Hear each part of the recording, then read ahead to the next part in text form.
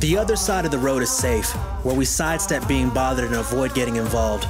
But rolling up your sleeves and boldly going where few dare to tread, that's walking through Samaria. Each week on our podcast, we introduce you to the special few who walk in the spirit of the Good Samaritan. On behalf of the Giving Company and your hosts, David Hendrickson and Dan Riveros, welcome to the Walking Through Samaria podcast. Hey everybody, welcome to the Walking Samaria podcast with your hosts, David Hendrickson and Dan Riveros. We are here. We are here quarantined, guys. Yeah, happy quarantine. How you doing? I'm doing pretty good, man. How you doing? I'm doing fine. It's just another audio and video conference of the day. That's just the life we live right now. Wow. Who would have called it? I know. Well, Dan, I am really excited to introduce your and I's guest for today's podcast.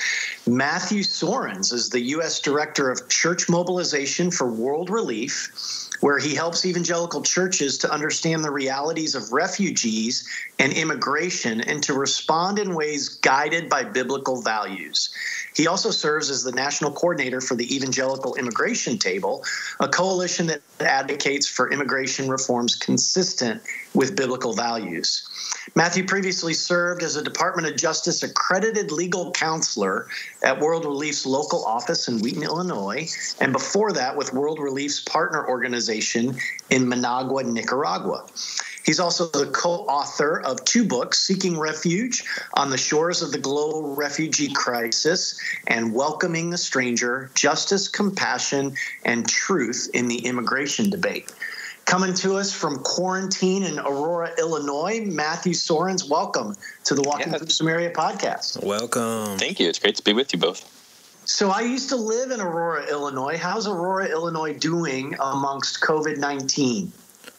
You know, I think like most of the country, it's a challenging season. Actually, our mayor here in Aurora had COVID-19. I was our police chief, so some high-profile folks. A pastor of a big church nearby passed away a couple weeks ago from the disease. So it's definitely hitting home here in Aurora. And we're all, I think, largely doing our best to stay home and, abide by the best advice of public health officials to watch out for our most vulnerable neighbors. But I can't complain. There's a possibility of my children interrupting this podcast interview, but I did set up the toddler gate, and then I locked the door. So all appropriate precautions. We can do our standard disclaimer of please forgive the dogs barking, the children in the background, the doorbell ringing, whatever it might be. So the more the merrier at the end of the day. Yeah, that's right. That's right. We welcome them all. So, Matt, before we talk about this sort of very compelling topic of today, and I think our audience is going to be refreshed by your perspective and the folks that you work with, their perspective on the topic of refugees and immigration. But tell us a little bit about you and your family. Give us a sense of the Soerens clan at this point. Sure. Well, I am married. My wife, Diana, is a French and Spanish professor part-time. And then we have 3 kids who are a whole lot of fun and also, like most kids, a lot of work. We live in a part of Aurora that's a largely Hispanic immigrant community, mostly Mexican. And we go to a Spanish-speaking church. So both Diana and I have spent some significant time in Latin America. Yeah. And speak Spanish. We're trying to help our kids learn Spanish as well, though with limited success so far. A lot of these issues of immigration are issues that affect many of our neighbors very directly. Mm-hmm. And I think that's part of why I do the work that I do, which I've had the privilege of doing with World Relief for almost 15 years now in one way or another.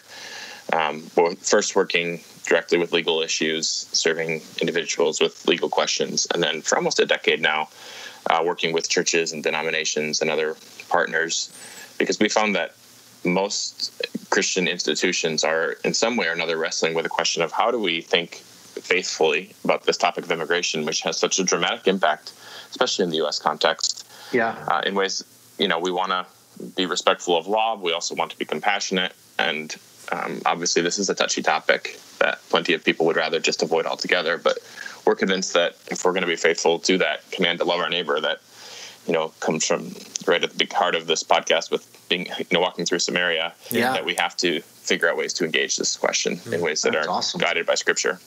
Dan, how's your Spanish? My Spanish, man, I hate to admit it. Colombia. I'm from Colombia, man. My Spanish is so ghetto, man. Like, I grew up, okay, so my family's Colombian, right?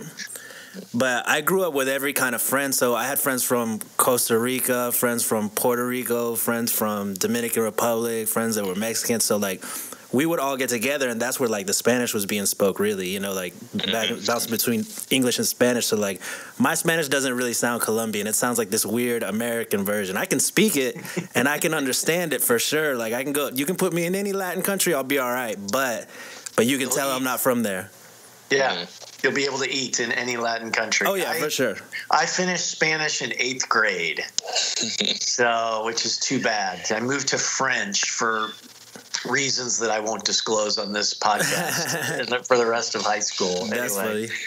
So, Matt, Dan and I are always sort of curious. How does one get into this line of Christian service, get into this line of work? What caused you to sort of engage in immigration and refugee issues?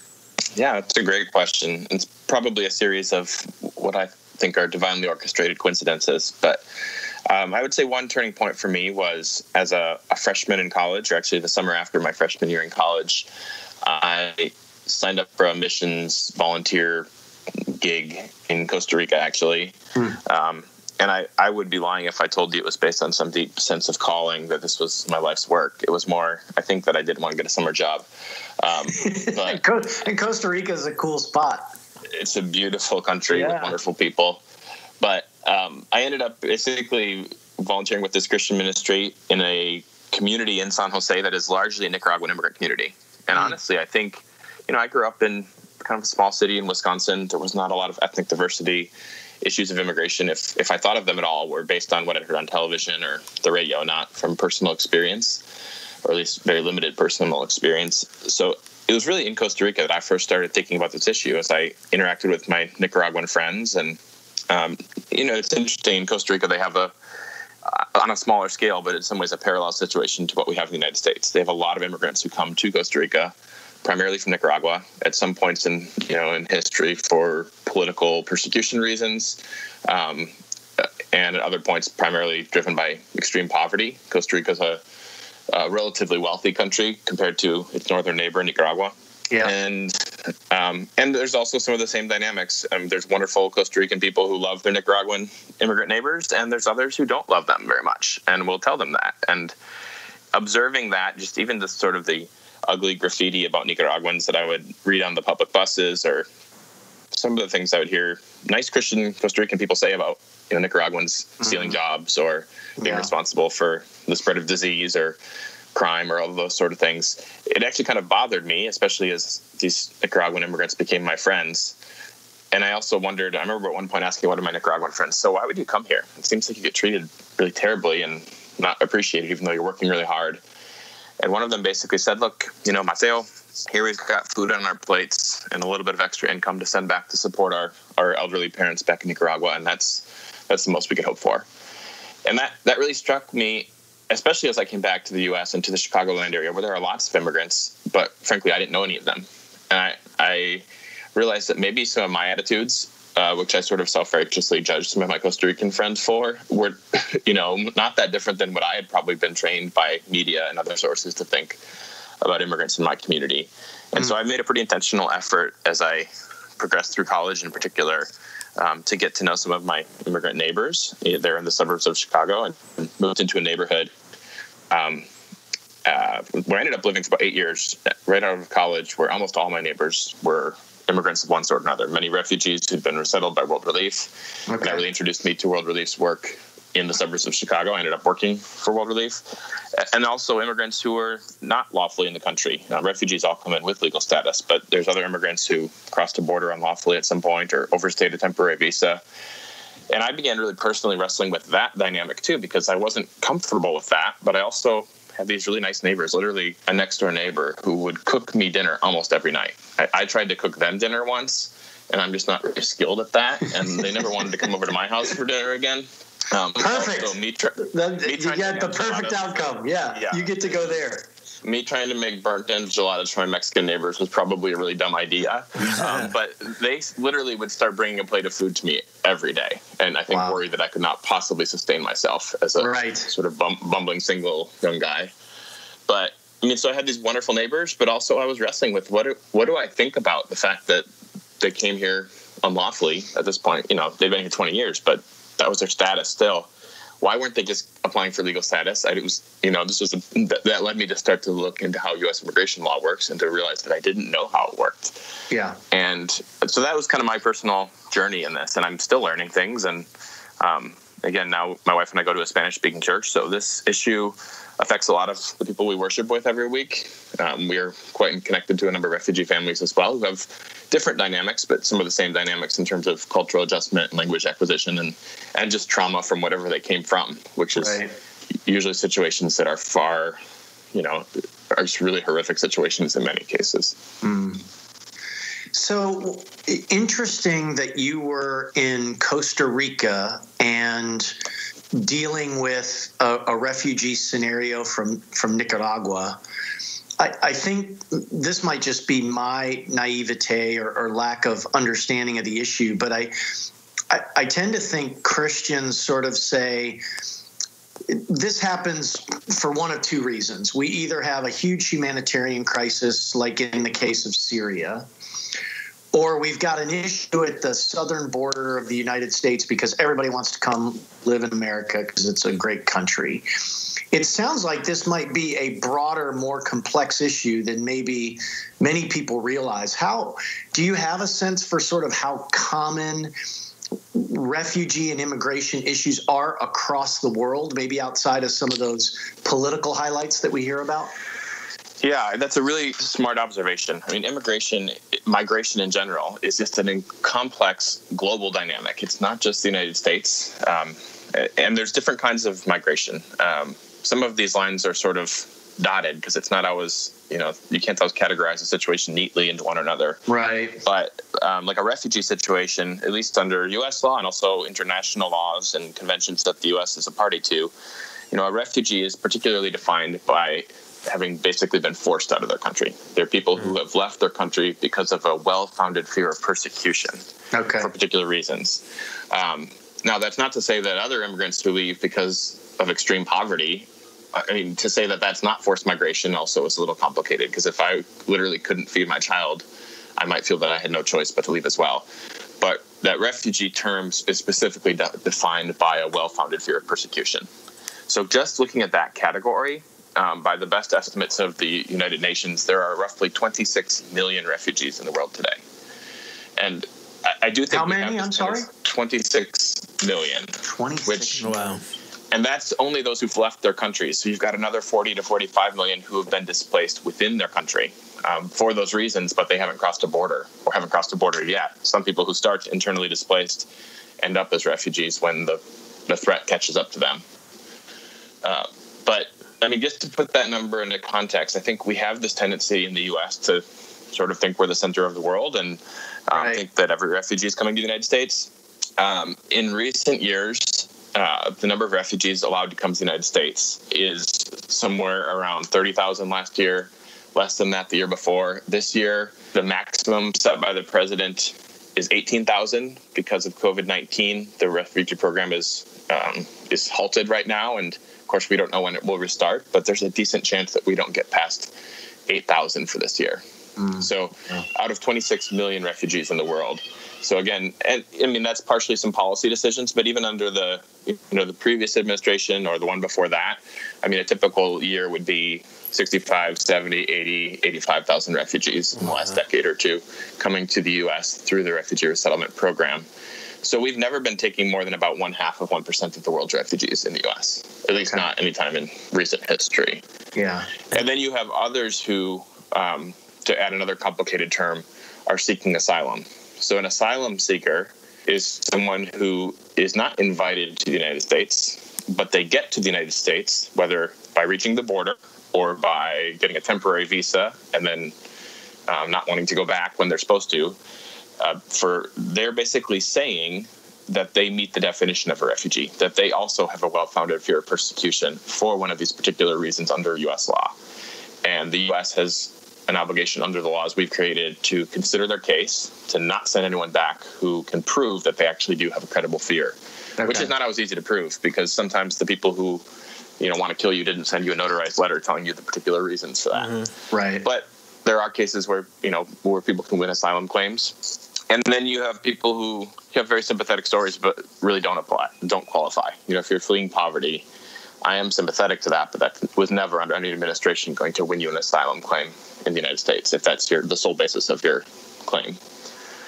So it's a complicated issue that is definitely a global issue. And the number of refugees in Turkey just from Syria is several million. Right. It's roughly 1 million in Lebanon, probably about the same in Jordan. If you look at the number of South Sudanese refugees who've gone particularly to Uganda, and then before that, many of them to Kenya, Somalis who are in Kenya. So many of the countries in the world hosting large numbers of refugees are not wealthy countries themselves. In fact, Colombia. More than 85% of the world's refugees are in countries neighboring their own country, and most of them are underdeveloped or under-resourced. Yeah, if you think about the Venezuelan situation now, people going to Colombia, going to Peru, to Ecuador. Not to mention that, Colombia is actually the country with the largest number of internally displaced people who don't count as refugees because they haven't left the boundaries of the country, but they did leave their community. So it's a huge global issue. And the U.S. has an important role to play, but we make a mistake if we think it's all about the United States. Right, which is sort of typical or common, I would say, for American society. Dan, have you ever confronted this? Have you had experience or exposure to? For sure. Not me personally, but growing up, I had friends who were, at school one week and then they weren't the next week. They had to go back to Honduras or, just a million other countries. Colombia for sure too. Especially, my family in Colombia has taken in refugees from Venezuela. I wonder how COVID's affecting all of this, like at the borders. If this is a slow process during, a normal time, can you imagine right now? It's an appropriate concern. One of my fervent prayers right now and really deepest concerns is what happens if and when COVID hits a refugee camp. Which has probably already happened, honestly. They don't have great testing capacity in most of those places. You think about what we're being asked to do in the United States, it's to socially distance. I know that that's an inconvenience for most of us, but it's also a luxury. Most people in a refugee camp, you have very limited space. World Relief works in one of the internally displaced people camps in South Sudan. There's 115,000 people living in a square mile. And if they leave, they're at risk of violence, which is why they're basically protected by the UN within this camp. But it's very, very difficult to stop the spread of a disease once it gets in that setting. And there's situations we already know it's spreading amongst some of the refugee camps in Greece. There's so many situations in our world where this could frankly be as horrible as it is in North America and in Europe. And I'm not wanting to dismiss that in any way. Right. But if this disease has at this point killed 100,000 people in Europe and North America, if it would hit many parts of Africa, even beyond refugee camps, but especially in those displaced people camps where people are living in close quarters without all the ability to practice some of the best public health practices that we have here, the fatality rates could be much, much higher. So I think that should be a real point of prayer for American Christians right now. And then not only prayer, but what can we do to stand with people in that situation? Have there been... And even those who are trying to come to the United States, everything is basically shut down, nearly everything in terms of immigration to the United States. But that includes a lot of very vulnerable people who were ready to come to be reunited to family and are now not able to. Have there been any reports so far yet at the border, any of the camps of COVID? I'm not aware of any positive cases. So the camps at the border, what's basically happened for the last year or so is this new policy of the United States called Migrant Protection Protocols, where individuals who are seeking asylum, rather than being led into the United States to await their case, where most people would have gone to live with family, because most people have extended family here. Mm-hmm. They're being required to wait in Mexico. And what that usually means is in kind of makeshift camps. A lot of them are local churches, actually, that are hosting people, or, I've been to a number of those in Juarez, across from El Paso, and in Tijuana, across from San Diego. And I have friends who are there now. Their ability to minister is complicated because they can't cross the border back and forth the way they used to from the U.S. side. But I'm not aware of positive cases so far. But I think from a public health perspective, the concern is it's just a matter of time. And, do you think? And also, do you think almost no testing capacity, so we wouldn't really know if there already are. In your opinion, do you think if there were cases that we would hear about it on the media really quickly, or that wouldn't make front page news? Already we're hearing some really troubling things, but it is not front page. Like the Guatemalan health minister is saying, the government of Guatemala tried to stop deportations for a season back to Guatemala because of the public health threat. Obviously, they've stopped tourism into Guatemala too. They don't want anyone coming into Guatemala. Uh-huh. But the U.S. Government basically insisted, with some diplomatic leverage, that they needed to take people back. And I just was reading today that the Guatemalan health minister is saying that they're being deported. People are being deported who are testing COVID positive. And the risk is if we're helping to spread the disease into a context, obviously that's nobody's intention. But if that's the effect, the consequences could be really traumatic for a country like Guatemala with far less healthcare infrastructure than we have in the U.S. Yeah. Hey, Matt, talk about World Relief, if you don't mind. This is an organization you've got a significant role with. Give us a sense as to where they focus, what their scope is. Sure. So World Relief was actually started in 1944 by Park Street Church in Boston when they were concerned about the effect of displaced people in Europe in the days after World War II. So they joined together with a number of other churches in the U.S. and the recently formed, at that time, National Association of Evangelicals, to form what they called War Relief, to basically stand with local churches in Europe to help care for the vulnerable. And over time, we continue to be the humanitarian relief arm of the National Association of Evangelicals. We went from being War Relief to World Relief as our scope expanded beyond just World War II in Europe. And over 75 years now, we've at different times operated in about 100 different countries, and that we continue to operate globally. Especially, actually, at this point, our strongest programs are in sub-Saharan Africa, where we work with networks of local churches to help address the most vulnerable people in any given community, and that includes right now doing everything we can to spread good information to help mitigate the spread of COVID-19. Yeah. We're also in Haiti, we're in Cambodia, we're in a few other places globally. And then we're in the U.S. And we've been in the U.S., not just in terms of raising funds and administration, but actually doing ministry in the U.S. with local churches since 1979, when we became a partner of the U.S. State Department to help resettle refugees. So the way that refugee resettlement program works is our government decides who gets to come to the U.S. as a refugee. Again, it's a very strict process because it's a small share of all refugees who make the cut. But after they've made that decision, they work with, at this point, 9 national networks or agencies. World Relief is one of those. The Catholic Church is one. There's a Lutheran group, an Episcopalian group, some non-faith-based groups. But we are basically responsible for meeting that refugee family at the airport, and even before that, making sure they've got an apartment set up or a place to live with some basic furnishings. And our goal is not just to help that refugee get on their feet and fit into a new community, but to empower local churches to walk with them through that process.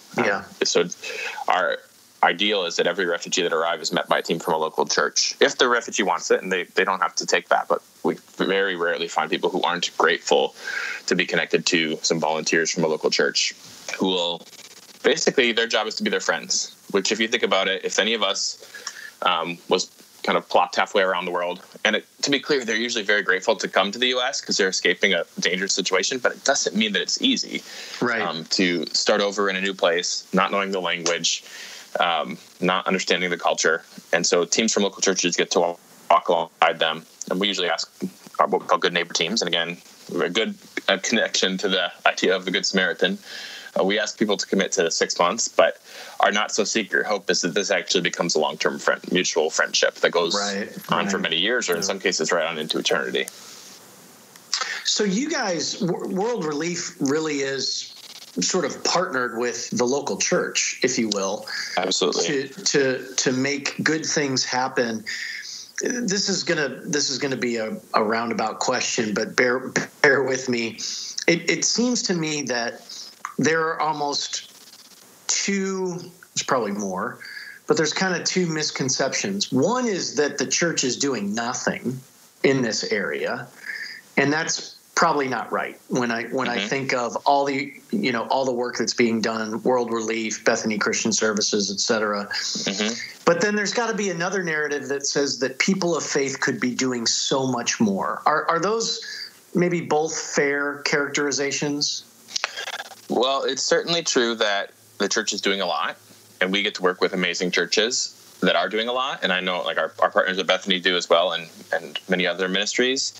And it is also true that the church could do much more in the U.S. in particular. And I mean, I think if we're going to be frank about it, if you look at the polling in terms of how Americans view refugees in particular, although you can look at polls around immigrants generally speaking as well, my category of Christian, white evangelical, has the most negative views towards refugees of any religious subgroup in the United States. Really? They're less likely to say we should be, as a nation, welcoming refugees than non-religious people, than Jewish people, than Catholics, than mainline Protestants, than non-white evangelicals. And I don't know, I have ideas of why that might be, but I don't think it's because of our fidelity to Scripture, which most of us would say is what sort of is, the distinguisher of what it means to be an evangelical Christian is our commitment to the authority of the Bible. Right. But actually, we've polled on this. The Evangelical Immigration Table, which I get to help coordinate, did a poll with Lifeway Research, trying to really understand, what's guiding evangelical lay people's views on immigration and refugee issues. And we asked this a few years back. I hope it's changed. But in 2015, we asked self-described evangelical Christian, what's the most important factor influencing your views on issues of immigration?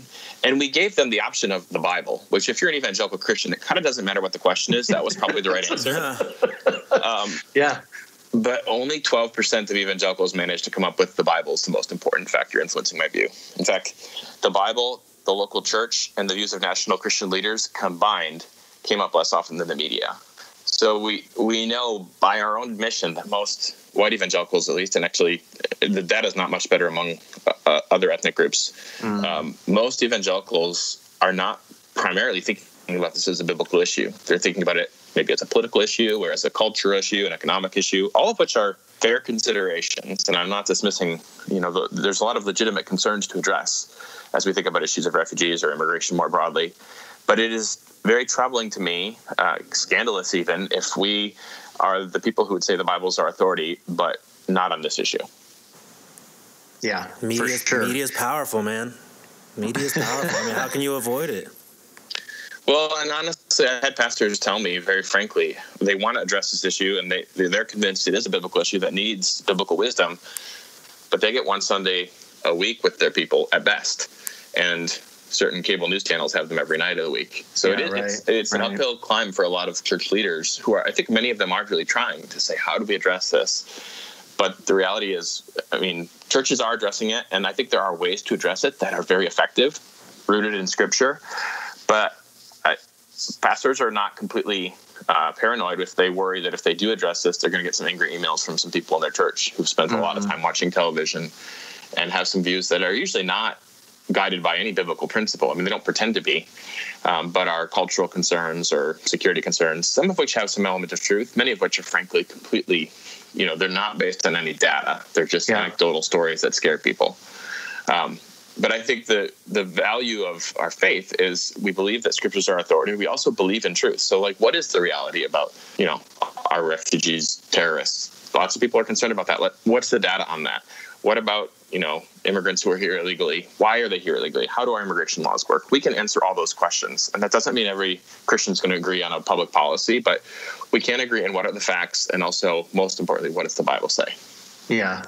So Matt, could you maybe sort of give the call to action from a biblical perspective to evangelicals who may be listening to this right now, and I think that's probably largely who makes up our audience. How do you tell them how to dispel the narrative and engage with this issue from a biblical perspective, which is what they should be doing, to your point, as evangelicals anyway? Yeah. I mean, I don't know how long this podcast is, but I'll give a few and feel free to interrupt me. Time long enough for you to answer the question. Yeah. I mean, one thing I would say is I would start with the reality that the Bible has a lot to say about how to treat immigrants. The Bible doesn't tell you what U.S. refugee or immigration policy should be. There's not somewhere hidden in the minor prophets the number of refugees that should be allowed to the United States. But the Bible has some pretty specific things to say about how God's people are to treat those who are foreigners in the land. The Hebrew word that you'll often find is the Hebrew word ger. That word alone appears 92 times in the Old Testament. Like, this is actually a frequent theme in the Bible, especially the Old Testament, but also the New. Yep. And in the Old Testament in particular, it's often the foreigner, the stranger, the immigrant, mentioned alongside the orphan and the widow as these people who were uniquely vulnerable and whom God both says he loves, Deuteronomy 10 and Psalm 146, whom he then commands his people to love. And not only in a generic sense, but he goes to in the books of the law, establishing laws to make sure that the needs of these vulnerable groups of people were protected. So I think that's a principle. I'm not saying take the book of Leviticus and turn it into U.S. law, but there's a principle there about God's character that is applicable for all of us today. Another dynamic biblically that I think is important and goes to some of those misconceptions is this biblical teaching that all people are made in the image of God. And that means, first and foremost, that every human being has value, that human life, regardless of any qualifier, regardless of your country of origin or your ethnicity or gender, your legal status, anything we could add to who you are, if you're a human person, your life has value. And that in itself gives us a motivation to protect those who are fleeing violence or persecution or harm and want to do anything we reasonably can to help sustain human life. But then I think another dynamic of that idea of being made in God's image is if we're made in the image of a creator God, it means we have potential to create and to contribute. And I think that's true, of course, for all people, but sometimes we forget that when we talk about immigrants, because the conversation very quickly goes to, well, what are those people going to consume? How much will they take? How many jobs will they take? Which is a fair question, but it's only a fair question if we're concurrently asking how many jobs will they create. And too often, depending on what media source we're listening to, we only get half of that story, and it's and we don't get the whole story. The reality is the vast majority of economists who study immigration are very pro-immigrant. They tend to think that from an economic perspective, in terms of economic contributions, immigrants give more than they get to the country that receives them. One way to look at this, it's true immigrants are taking jobs, if you want to frame it that way. I mean, they're not stealing them at gunpoint. They're accepting employment. But they are also creating jobs. 45% of the Fortune 500 companies in this country were founded by an immigrant or their child. And all sorts of huge American companies wouldn't be American companies, maybe wouldn't be companies at all if it wasn't for our country's history and tradition of immigration. And that's true on a fiscal level as well. If you look at particular immigrants at one snapshot in time, there's many of them who are receiving more than they're contributing. But if you look at them over a lifetime, most economists think that most immigrants end up contributing more than they receive from this country. If you look at refugees in particular, a couple of economists at Notre Dame did the study and found that 21 years after arrival, the average refugee adult has contributed $21,000 more in taxes than the combined costs of the assistance they got from the government when they first arrived and any sort of public benefits that they've qualified for and other governmental expenditures on their behalf over those 20 years. So that's true also, by the way, for that probably most controversial category of immigrants, those who are not here legally. It's true that there's some costs there, but there also are a lot of contributions, including in terms of tax payments. And that's part of why the Wall Street Journal did a survey a few years ago and found that 96% of economists think that the net economic impact of illegal immigration in particular is positive for the United States. I'd say maybe one other, I'm sorry, I told you I'd go along on this, but there's a lot there. One other biblical theme, it goes to your focus on the Good Samaritan, is just this command to love our neighbors. And I think if we if we apply that, that command to love your neighbor, which we find in the Old Testament in Luke 19, and a few verses later it says, love the foreigner as you love yourself. But we also find it in Luke 10, where Jesus is asked, what's the greatest commandment? And he says it's to love your neighbor as yourself. And then the legal scholar who's, bothering him says, well, what is the who is my neighbor? Who is my neighbor? Yeah, himself. That's it. Yep.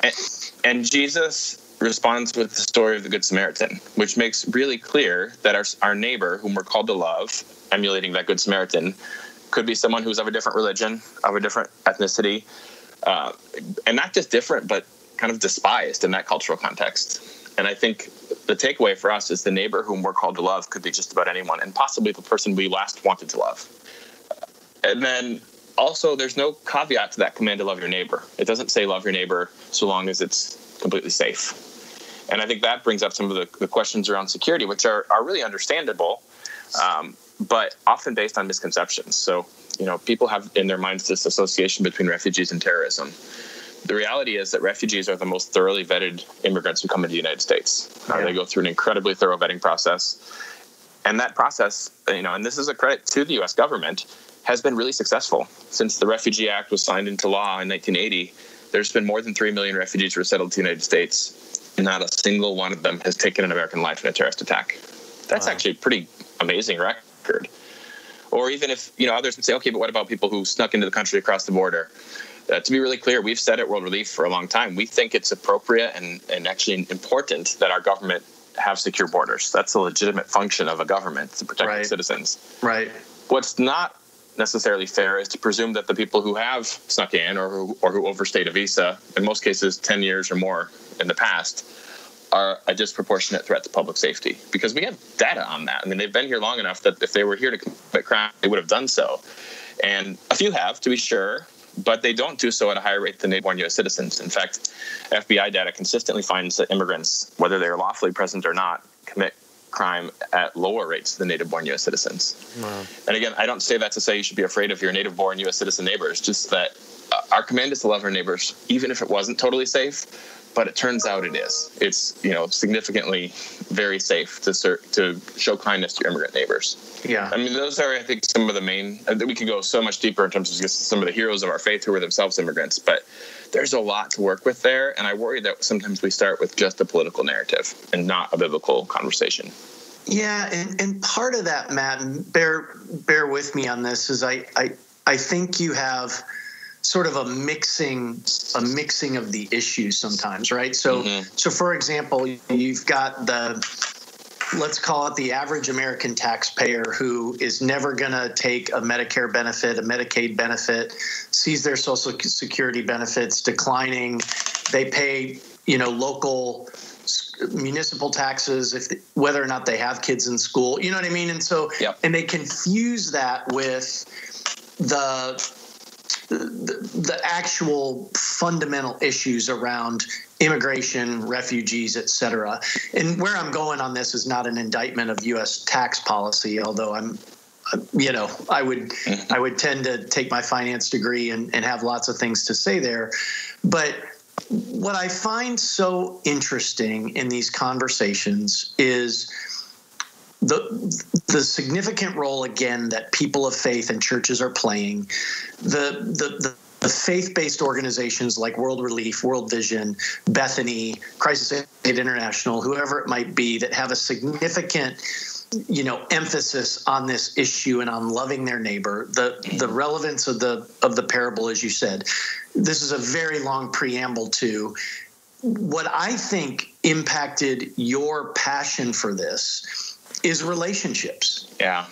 You settled in, I may have lost a bunch of people on my tax thing, sorry, but I was really going somewhere, which was what I think maybe melts the heart of a believer. We learn this from the story of Martha and Mary. It's the good portion. It's the relationship with Christ. I would actually put this in the same context of how we should behave with, kids in the foster care system, refugees, whatever it might be, which is, hey, strike up a relationship. Yes. And you did that. Can you maybe go that angle for a second, which is less about the politics, less about the media, less about the money. What does it mean to be a good Samaritan and engage in a relationship with a refugee or an immigrant? Yeah, that's a great, very astute observation. I mean, in my experience, the people who think that immigration is a simple issue are usually people who don't know any immigrants. Right. And when you know people, it becomes very complicated. And for me, that's been completely transformative. I mean, that it was people who I knew who are, to be clear, they're not perfect. They are sinful people just like the rest of us. And they're not, uniquely fallen either. They are, they're people made in the image of God just like the rest of us. They're just complicated human beings. And in many ways, they're not that different from me. I mean, they want the same things for their families that I want. And yet they've had very different life experiences. And, when I can sit down and hear those and learn from those, and also recognize that, so many of these people are brothers and sisters in Christ. Not all of them. And we also see this as a huge opportunity for, sharing the gospel with people who might never encounter the truth of Jesus had they stayed in the country of origin. But the majority of immigrants in the U.S. are actually of a Christian background or of one sort or another, and many of them are very vibrant believers. Some of them even who've been persecuted for their faith. I mean, I've learned so much. Just one story that comes to mind, we used to live in this apartment, and underneath us, in the one-bedroom apartment underneath where my wife and I lived when we were first married, was this Burmese family, and they would have they're Baptists. They would have church services in their homes, and you would know that church was happening because there would literally be like 24 sets of shoes outside of the apartment, because Burmese people don't wear shoes into their apartments.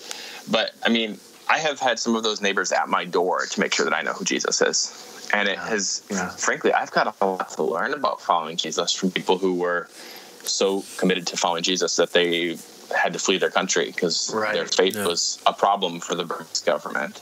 Yeah. And there's so many stories like that from people from so many different countries. And my life has just been so profoundly enriched, but also complicated by knowing them, because these are not easy issues. And, I think that if I could challenge everyone, I of course have opinions on policy and all those things, but if especially once this whole health crisis is hopefully over, go volunteer, get to know an immigrant family in your community. There's relief or services or others who can help facilitate that. Yeah. Or maybe it's, go sit in the back of a church worshiping in a language that, the idea that this is a simple black and white issue.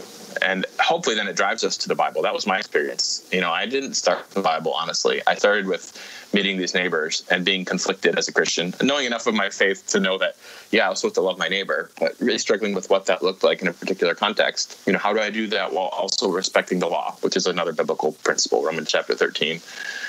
It really drove me back to reread the Bible and look for where it talked about immigration. And it was actually really shocking to me because it's almost everywhere in the Bible. I mean, how many of the heroes of our faith in the Old Testament weren't crossing a border at one point in their journeys for complicated reasons, famine or persecution, the same reasons people leave their countries today. And it really helped me to read the Bible in a new way as well. But it started for me with those relationships.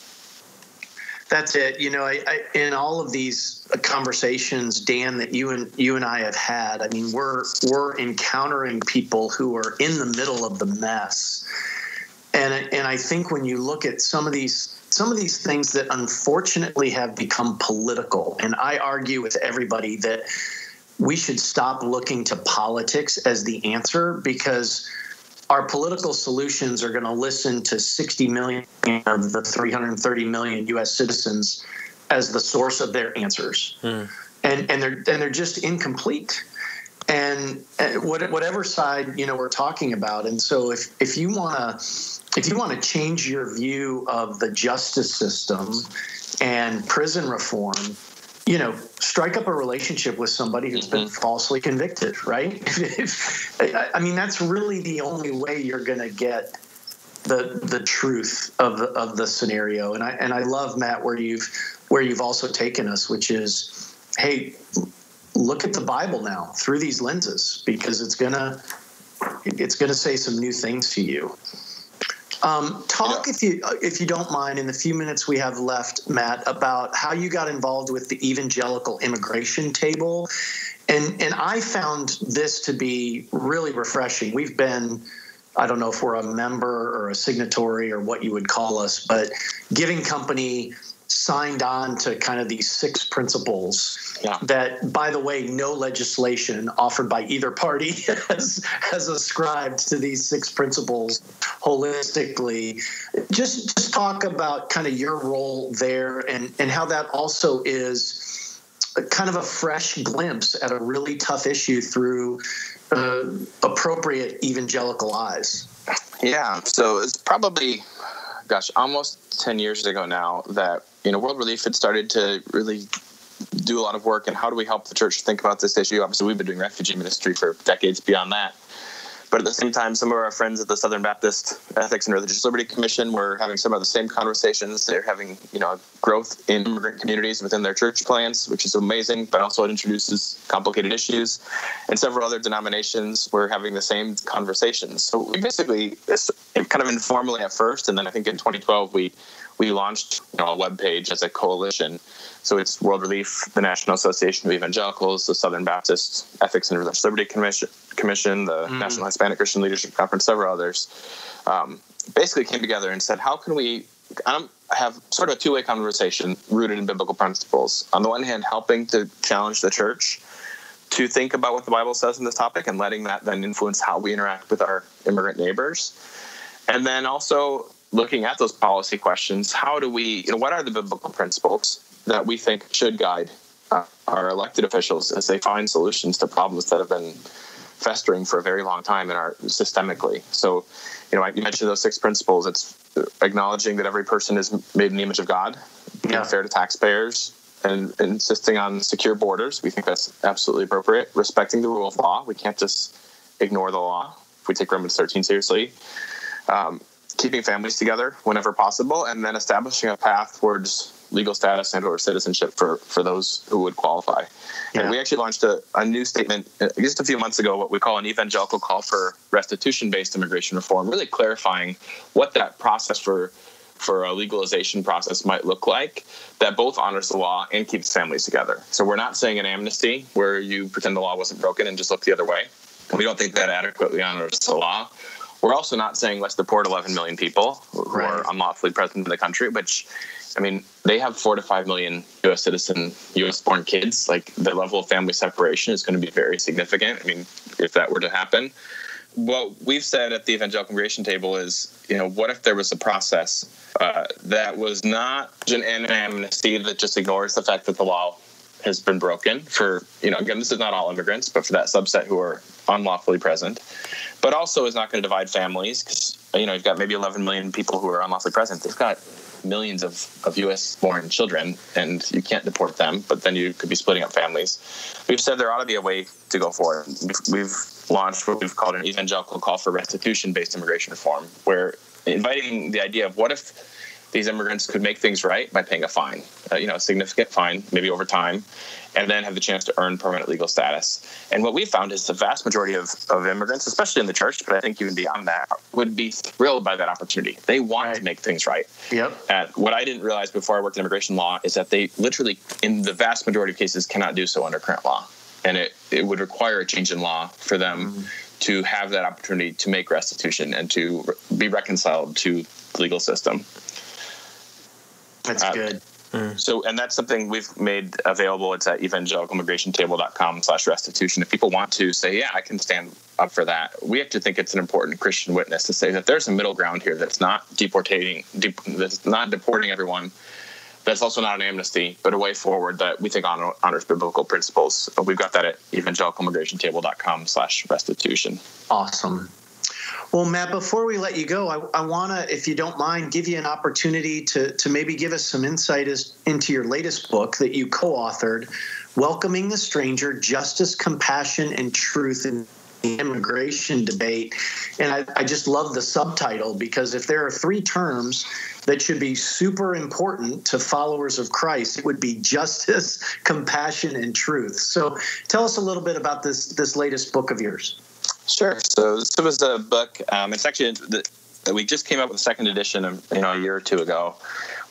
We did a first edition almost more than 10 years ago now, but my colleague Jenny and I, who also works with World Relief, really, I mean, if this conversation has been interesting, this book would be a great next step for people who want to go deeper into understanding both what the Bible says, how do U.S. immigration laws work, which, again, as a non-immigrant who was born in this country, and I had no idea until I started working as a legal counselor for World Relief. I think a lot of people have an idea of U.S. immigration law that's about 100 and 150 years old, and we haven't realized how much laws have changed. So, yeah, hopefully it's a good resource. And, again, at our heart is that this is an opportunity for the church. And so we highlight how churches are responding in some really powerful ways in terms of ministering to their immigrant neighbors, in terms of advocating for just policies. So we hope it's a resource for the church.